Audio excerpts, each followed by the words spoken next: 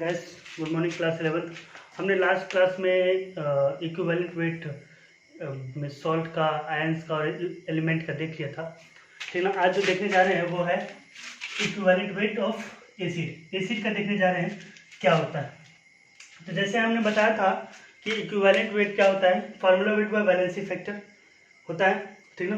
तो यहाँ पर एसिड के केस में वैलेंसी फैक्टर की जगह क्या हो जाएगा, बेसिसिटी। अब ये बेसिसिटी क्या है, तो number of replaceable hydrogen from acid is called basicity. मतलब जितना हाइड्रोजन रिप्लेस किया जा सकता है वो होता है उसका बेसिसिटी हाइड्रोजन का। ठीक ना। और कितना हाइड्रोजन कहाँ से रिमूव होता है बेसिकली, यहाँ पे नोट में लिख दिया, only that hydrogen is removal which is link with oxygen. मतलब एसिड में भी, ठीक ना, या किसी भी कंपाउंड में से हाइड्रोजन जब निकलेगा तो वही हाइड्रोजन सिर्फ निकल सकता है जो ऑक्सीजन से लिंक हो। जैसे छोटा सा एग्जांपल देखते हैं, H2SO4। H2SO4 अगर इसका मॉलिक्यूलर फार्मूला देखेंगे, स्ट्रक्चर फार्मूला देखेंगे तो सल्फर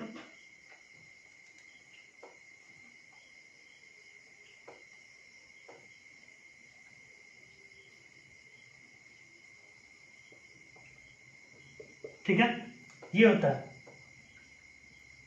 ठीक है। अब देखिए इसमें से रिमूवेबल हाइड्रोजन कौन हो सकता है, वही हाइड्रोजन रिमूव हो सकता है जो ऑक्सीजन से लिंक हो। इसमें दिख रहा है ये और ये ऑक्सीजन से लिंक है, इसका मतलब ये दोनों हाइड्रोजन इस H2SO4 एसिड से क्या हो सकता है, निकल सकता है। तो नंबर ऑफ रिमूवेबल हाइड्रोजन या रिप्लेसेबल हाइड्रोजन, ये रिप्लेसेबल हाइड्रोजन है वो कितना, 2। ठीक ना। और हमने बोल दिया इक्विवेलेंट वेट क्या होता है, इक्विवेलेंट वेट होता है formula weight bye basicity. Basicity क्या होता है, नंबर ऑफ रिमूवल हाइड्रोजन। कितना हाइड्रोजन है, 2। रिमूवल हाइड्रोजन कितना होगा, 2। तो बेसिसिटी पहले लिख देते हैं। और फार्मूला वेट कितना है H2SO4 का, 98। और रिमूवल हाइड्रोजन कितना है, 2। डिवाइड कर देंगे 49। इट मीन्स व्हाट कि H2SO4 का इक्विवेलेंट वेट कितना है, 49। ठीक है। दूसरा देखते हैं।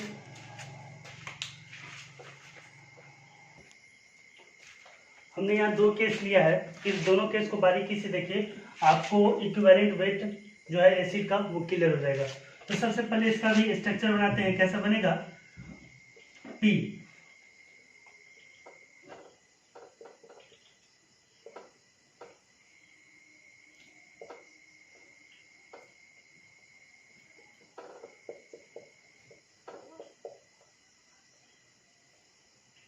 ठीक है, ऐसा स्ट्रक्चर होगा। इसमें से अगर नंबर ऑफ रिमूवल हाइड्रोजन पूछ दे कितना है तो 3 है। देखिए क्योंकि 3 हाइड्रोजन ऐसा है जो ऑक्सीजन के साथ लिंक है, और अभी हमने बताया कि वो हाइड्रोजन जो ऑक्सीजन के साथ लिंक हो कंपाउंड में तो वो रिमूवल होता है, रिप्लेसेबल होता है। ठीक है। उसके बाद तो इसका मतलब यहाँ पे इसका इक्विवेलेंट वेट की बात करें, तो formula weight bye valency factor basicity. ठीक ना। फार्मूला वेट आप इसका H3PO4 का निकाल लीजिए, कितना होगा, हाइड्रोजन का होता है कितना, 1 इंटू 3 प्लस फॉस्फोरस का कितना होता है, साइड में कहीं निकाल लीजिए, 3 प्लस 64 प्लस फॉस्फोरस का कितना होता है,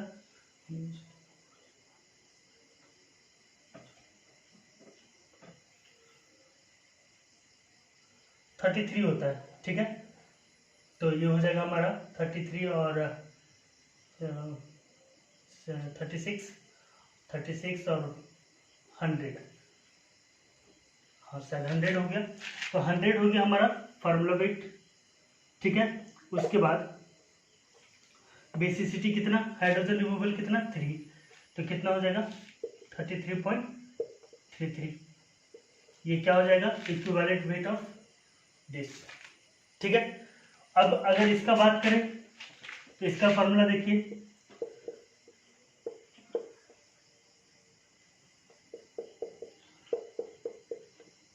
इसका फार्मूला ऐसा होगा, ठीक ना। इसमें जो है इसको नीचे लिख लीजिए, नंबर ऑफ रिमूवल हाइड्रोजन कितना है, कितना हाइड्रोजन रिमूव हो सकता है, 2। क्यों? क्योंकि हाइड्रोजन तो इसमें 3 दिख रहा है, 1 2 और 3, लेकिन रिमूवल हाइड्रोजन कितना है, सिर्फ और सिर्फ 2।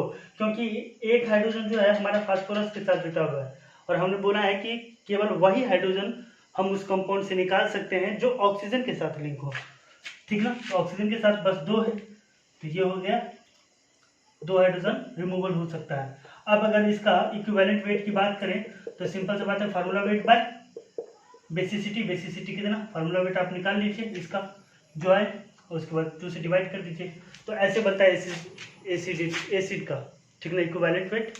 अब देखते हैं बेस का।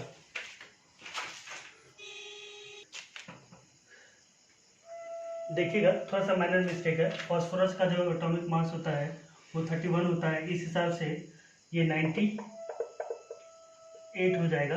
क्या हो जाएगा, 98 हो जाएगा, 98/3 अप्रॉक्स 32 पॉइंट समथिंग आएगा, 32 पॉइंट समथिंग 27, ठीक ना, इसके आसपास आएगा। तो देख लीजिएगा, इसका फॉर्मूला वेट निकाल लीजिएगा, ठीक है।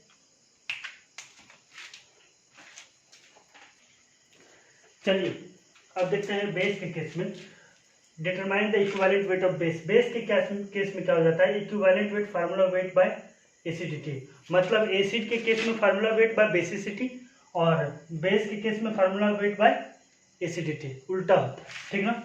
और वही बात है कि एसिडिटी किसको कहेंगे, उसमें होता था H+ आयन को जितना हम हाइड्रोजन एटम को जितना रिमूव कर सकते हैं वही हमारा बेसिसिटी हुआ करता था। यहाँ पे एसिडिटी क्या हुआ, जितना हम OH- को रिमूव कर सकते हैं, जितना हम OH- को क्या कर सकते हैं, रिमूव कर सकते हैं। जैसे एक छोटा सा example, NaOH, number of OH- removal कितना, 1। तो इस हिसाब से इक्विवेलेंट वेट क्या हो जाएगा इसका, formula weight bye acidity, formula wait कितना, सोडियम हाइड्रोक्साइड था 40, और एसिडिटी कितना, एसिडिटी हमने बताया जितना OH रिमूव हो सके, तो OH कितना रिमूव हो रहा है, 1, इसका मतलब एसिडिटी कितना, 1। फाइनली आ गया हमारा 40। मतलब अगर सोडियम हाइड्रोक्साइड की इक्विवेलेंट वेट की बात करें तो कितना आएगा हमारा, 40 आएगा। क्लियर।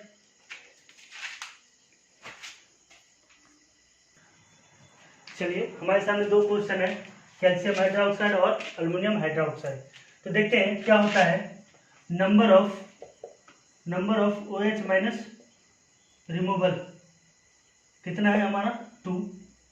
इस हिसाब से इक्विवेलेंट वेट हमारा क्या हो जाएगा, formula weight bye acidity, formula wait हमारा कितना है, इसको जब कीजिएगा तो 40 16 32 34 यानी 74 आएगा, ठीक है। बाय एसिडिटी कितना है, 2, कट के आ जाएगा 37। इट मीन्स व्हाट, कि अगर हम कैल्शियम हाइड्रोक्साइड का इक्विवेलेंट वेट की बात करें तो कितना आएगा, 37। इसी प्रकार से अल्युमिनियम हाइड्रोक्साइड पे जाएं तो नंबर ऑफ OH- रिमूवल कितना हो जाएगा, 3 हो जाएगा। मतलब 3 हाइड्रोक्साइड यहाँ से हम निकाल सकते हैं। तो इक्विवेलेंट वेट क्या हो जाएगा इसका, formula weight bye acidity, formula wait aluminium hydroxide का क्या हो जाएगा, 27 16 48 3 51 हो जाएगा 78 बाय एसिडिटी कितना हमारा, एसिडिटी हमारा 3, तो ये कट के आ जाएगा 3 2 6 3 6 18 26। इट मीन्स व्हाट, कि अगर अल्युमिनियम हाइड्रोक्साइड का इक्विवेलेंट वेट पूछे तो कितना आएगा, 26, ठीक ना। बनाते बनाते आपको भी इक्विवेलेंट वेट क्या हो जाएगा, याद हो जाएगा। तो प्रैक्टिस करते रहिए, ठीक है। चलिए अब इक्विवेलेंट बेस हम देखते हैं इन केस ऑफ एसिड और बेस रिएक्शन, ठीक ना। अगर हमारे पास एसिड और बेस सेपरेटली है तो हमने इक्विवेलेंट वेट जान गया क्या होता है। एसिड के केस में फार्मूला वेट बाय बेसिसिटी और बेस के केस में फार्मूला वेट बाय एसिसिटी। लेकिन जब रिएक्शन में आ जाए तो क्या करना है, देखिए, इफ एसिड और base is present in the reaction, अगर एसिड और बेस रिएक्शन में दोनों मौजूद है, then number of replaceable hydrogen atom, तब जो है जितना हाइड्रोजन उसमें से रिप्लेसेबल है, जिसको मतलब हटा सकते हैं, और हटा किसको सकते हैं, जो ऑक्सीजन से लिंक हो, is number of displaced hydrogen atom, वही हमारा डिस्प्लेस हाइड्रोजन एटम होगा। ठीक ना, मतलब जितना ऑक्सीजन से एटम हट सकता है उसमें रिएक्शन में, वही हमारा क्या होगा, displace hydrogen atom from substrate molecule. Substrate molecule मतलब समझिए जरा, एक सिंपल सा एग्जांपल लेते हैं, H3PO4, इसको हम, ये एक एसिड है, ठीक ना, इसको हम सोडियम हाइड्रोक्साइड एक बेस के साथ रिएक्शन कराते हैं। तो सिंपल सी बात है, हम जब एसिड और बेस को रिएक्शन करेंगे तो सॉल्ट बनेगा। ठीक ना, क्या बनेगा हमारा, NaHH2PO4 प्लस H2O, ये हमारा प्रोडक्ट बनेगा।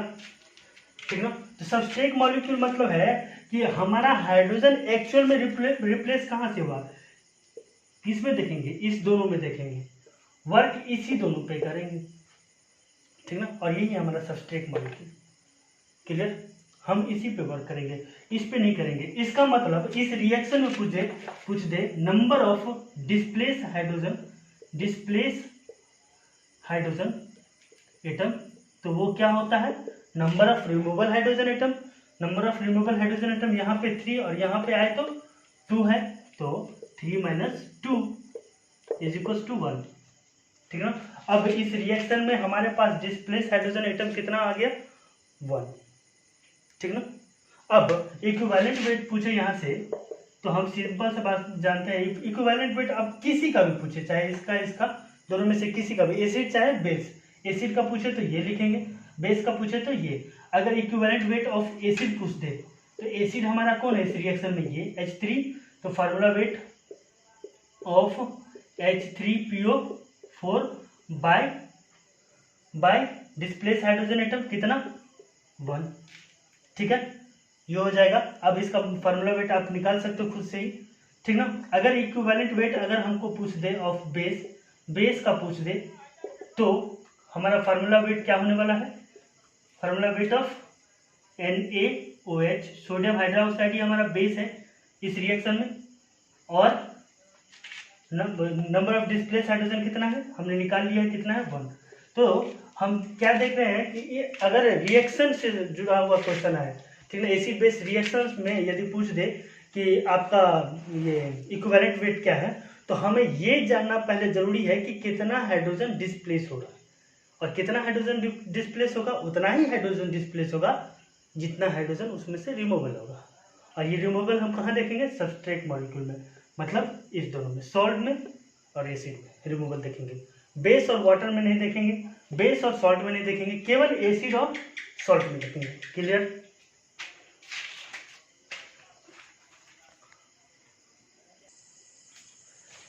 चलिए देखिए, अब देखते हैं equivalent weight of oxidising and reducing agent. Oxidising और रिड्यूसिंग एजेंट क्या होता है, ये हमें समझाने की जरूरत नहीं है, वो 10th में है। अगर फिर भी किसी बच्चे को दिक्कत हो तो कमेंट सेक्शन में कमेंट कर सकते हैं, हम अगले क्लास में पहले उसको बता देंगे। फिर भी आगे बढ़ते हैं। Equivalent weight of oxidising agent और रिड्यूसिंग एजेंट क्या होता है, formula weight by change in oxidation number per mole. पर मोल आपको समझ में आ रहा है, फार्मूला वेट भी समझ में आ रहा है, जो नहीं समझ में आ रहा है वो है ऑक्सीडेशन नंबर।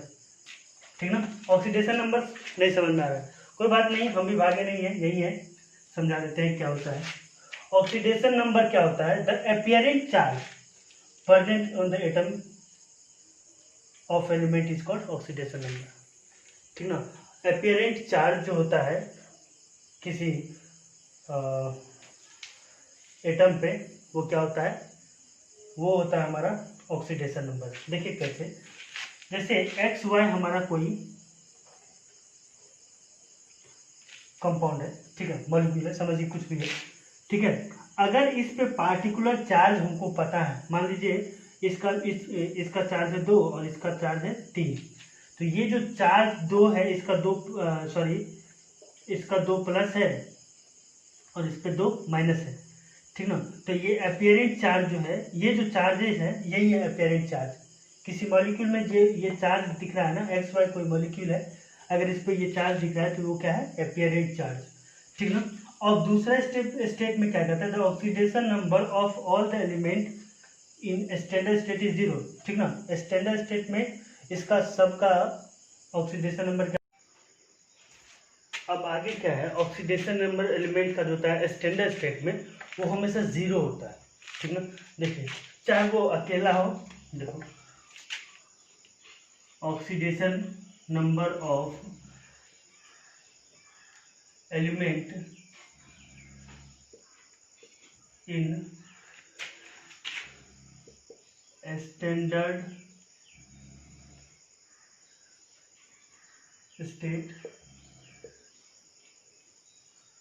is always 0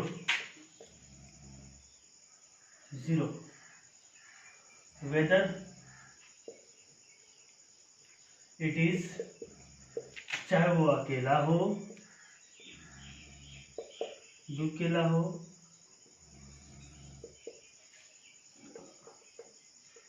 तीन केला हो या कई केला हो। इसका मतलब क्या है कि सबसे पहले तो स्टैंडर्ड स्टेट क्या है एलिमेंट का, स्टैंडर्ड स्टेट एलिमेंट का वो है जो अगर कंपाउंड भी बना है तो एक ही प्रकार के एलिमेंट से बना हुआ है, ठीक ना, मतलब उसमें मिक्सचर नहीं है। जैसे सोडियम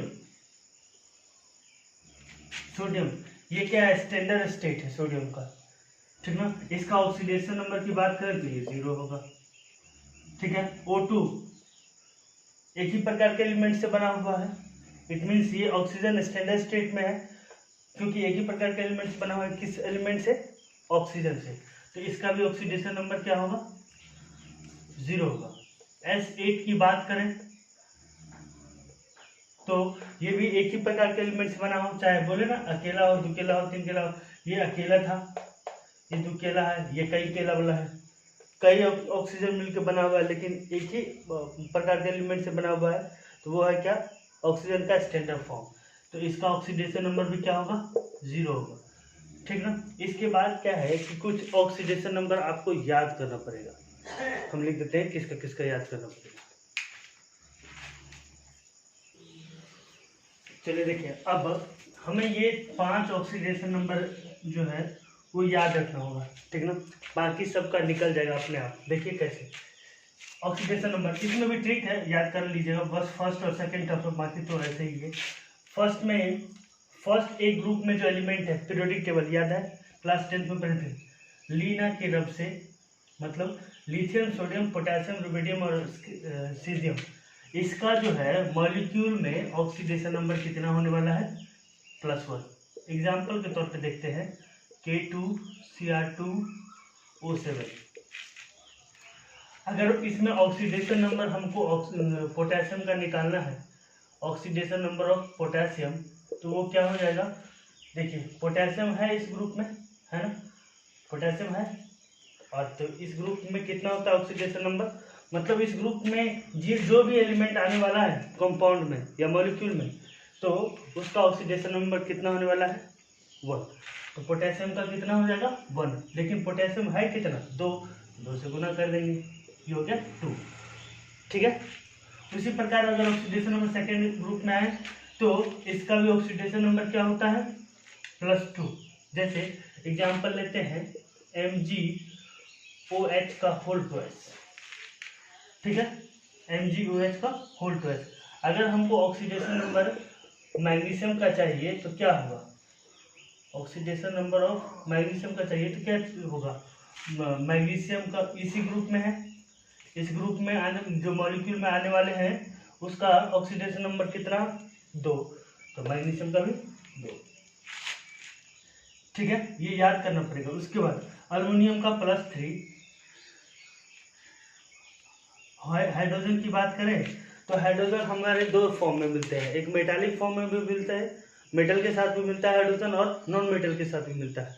अगर मेटल के साथ मिला तो -1, नॉन मेटल के साथ मिला तो +1। जैसे देखिए अगर हाइड्रोजन हम मेटल वाले के साथ देखते हैं तो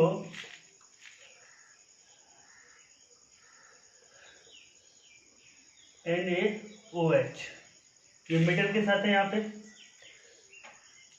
ठीक है। तो इसमें अगर ऑक्सीडेशन नंबर हमको पूछ दे हाइड्रोजन का, ऑक्सीडेशन नंबर ऑफ हाइड्रोजन, तो यहाँ पे क्या हो जाएगा -1, ठीक है। लेकिन अब इसका पूछ दे HCl में ऑक्सीडेशन नंबर ऑफ ऑक्सीजन, ये क्या होने वाला है फिर +1, क्योंकि क्लोरीन जो है वो नॉन मेटल है, क्लोरीन क्या है नॉन मेटल है, क्लियर। तो ऐसे निकलता है। और ऑक्सीजन का जो होता है किसी मॉलिक्यूल में ऑक्सीडेशन नंबर -2 होता है, ये भी याद रखेंगे, ठीक है। अब देखिए इससे क्वेश्चन कैसे बनता है।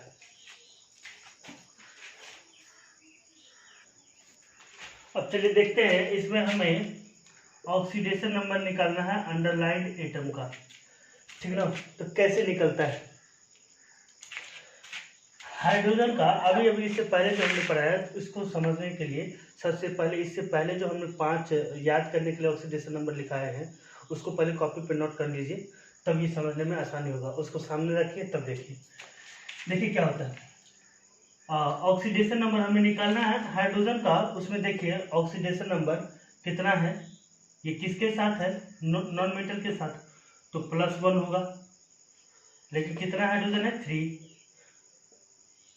गुना कर दिए 1 × 3 क्या आ जाएगा 3, ठीक ना। आप लोग ऐसे मत कीजिएगा, कट कीजिएगा, ठीक ना। ये 3 आ गया। अब फास्फोरस का निकलना, ऑक्सीजन का कितना है हम बताया अभी सबसे लास्ट में 5 नंबर में कि ऑक्सीजन यदि मॉलिक्यूल में है तो उसका ऑक्सीडेशन नंबर -2 है, और एक ऑक्सीजन का -2 तो 4 ऑक्सीजन का -8। अब फास्फोरस का यदि हमको चाहिए ऑक्सीडेशन नंबर तो क्या करना है, हमने पढ़ लिया ऑक्सीडेशन नंबर कि स्टैंडर्ड स्टेट में ऑक्सीजन जो ऑक्सीडेशन नंबर होता है उसमें सब का सम जो होता है वो 0 होता है। मतलब मॉलिक्यूल में जितना भी एटम प्रेजेंट है सबका ऑक्सीडेशन नंबर यदि हम जोड़ेंगे तो हमें 0 आना चाहिए, ठीक ना। अगर 0 नहीं आया तो ऑक्सीडेशन नंबर गलत है मॉलिक्यूल में, ठीक है। चलिए अब देखते हैं, हमें मालूम है कि हाइड्रोजन का ऑक्सीडेशन नंबर प्लस, फास्फोरस का नहीं मालूम है x लिख देंगे, और ऑक्सीजन का कितना है -8, ये कितना होना चाहिए 0। अब यहाँ से x का वैल्यू निकाल लीजिए, x = 8, 3+, यहाँ से x = 8 - 3 = 5, यानी इसका ऑक्सीडेशन नंबर कितना होगा 5, ठीक है। लेकिन आप जब क्वेश्चन सॉल्व कर रहे होते हैं तो आपके पास इतना टाइम नहीं होता कि x मान ले, ठीक ना। आपको सीधा कंपेयर कर लेना है, इस साइड 8 है, इधर 3 -8 है, इधर 3 प्लस में है, कितना इसमें जोड़ा या घटाया जाए कि 0 हो जाए, तो +5 को यदि जोड़ देंगे इस दोनों में तो 0 हो जाएगा, 5 3 8 और -8 0, ठीक ना। ये आपको तुरंत कैलकुलेट करना होगा, क्योंकि अगर हम उसको फाइंड आउट करने में उतना टाइम लगा देंगे तो उससे फिर इक्विवेलेंट वेट निकालना है, फिर नॉर्मेलिटी का क्वेश्चन बनाना है, ठीक ना। पता चला 2-4 दिन में बना क्वेश्चन, ठीक है। तो ये आपको एक स्टेप आगे याद रखना है, ठीक है। पोटेशियम, अब इसमें देखिए, इसमें हम वैसे ही करते हैं। पोटेशियम का ऑक्सीडेशन नंबर 1, क्योंकि फर्स्ट ए ग्रुप में है और फर्स्ट ए ग्रुप वाले को का ऑक्सीडेशन नंबर कितना 1, और ऑक्सीजन का 4 ऑक्सीजन है, एक ऑक्सीजन का -2 तो 4 ऑक्सीजन का -8। अब ये 1 प्लस में है तो मैग्नीज का कितना हो जाएगा +7 हो जाएगा ऑक्सीडेशन नंबर, ठीक ना।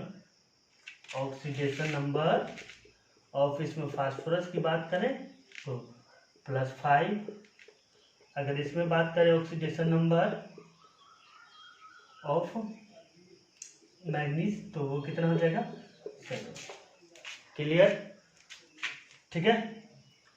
अब देखते हैं हम इक्विवेलेंट वेट।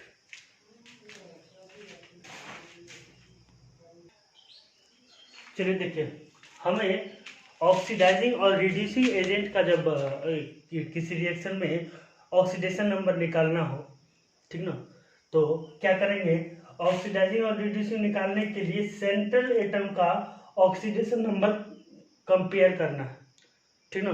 सेंट्रल एटम को का जो ऑक्सीडेशन नंबर हम कंपेयर करेंगे, और सेंट्रल एटम होता क्या है, जिसका नंबर कम है। जैसे एक छोटा सा एग्जांपल है H2SO4, ये बनाता है H2SO3 मान लीजिए, ठीक ना। तो इसमें देखिए, इस कंपाउंड में देखिए कि हाइड्रोजन 2, ऑक्सीजन 4, लेकिन सल्फर 1, तो सल्फर का नंबर कम है, इसका मतलब सेंट्रल एटम क्या है, सल्फर, ठीक है। ठीक है, अगर H2SO3 की बात करें तो इसमें हाइड्रोजन 2, ऑक्सीजन 3, तो सल्फर 1, सेंट्रल एटम सल्फर। मतलब इस दोनों में सल्फर का ऑक्सीडेशन नंबर को हमको पहले कंपेयर करना है, तो करते हैं। इसमें ऑक्सीडेशन नंबर कितना, हाइड्रोजन का कितना, +2, ऑक्सीजन का 4 × -2 यानी -8 दिख रहा है क्लियर। सल्फर का कितना आ जाएगा, 6, सल्फर का ऑक्सीडेशन नंबर हमारा आ गया 6, ठीक है। अगर इसमें सल्फर की बात करें तो इसका भी हाइड्रोजन का ऑक्सीडेशन नंबर +2, ऑक्सीजन का 3 × -2 -6, इसका आ गया कितना, 4, ठीक ना। अब इस 4 को हमें कंपेयर करना है, ऑक्सीडेशन नंबर ऑफ, और जो कंपेयर करके आएगा वही 1 मोल का ऑक्सीडेशन नंबर होगा, ठीक ना। पर मोल का ऑक्सीडेशन नंबर वही होगा। ऑक्सीडेशन नंबर ऑफ सल्फर पर मोल इज इक्वल टू 6 - 4, वो क्या होगा, 2, ठीक है। अब हमारे पास पर मोल का ऑक्सीडेशन नंबर याद आ गया। तो अब यहां से इक्विवेलेंट वेट यदि पूछे कि इक्विवेलेंट वेट ऑफ H2SO4, तो क्या होगा, फार्मूला वेट याद आ रहा है, शुरू में पढ़ा है। ऑक्सीडाइजिंग एजेंट और रिड्यूसिंग एजेंट का ये इक्विवेलेंट वेट क्या होता है, formula weight by number of oxidation number per mole, oxidation number per मोल। तो फार्मूला वेट तो 98 है, ठीक है, और ऑक्सीडेशन नंबर पर मोल कितना है, 2, तो ये आ गया 49, क्लियर, ठीक है। तो ऐसे निकलता है फार्मूला में। तो अब आप लोग इसके बेसिस पर हम कुछ अपलोड कर देते हैं, ये क्वेश्चन अपलोड कर देते हैं। तो आज आपका इक्विवेलेंट वेट खत्म हो गया, ठीक है।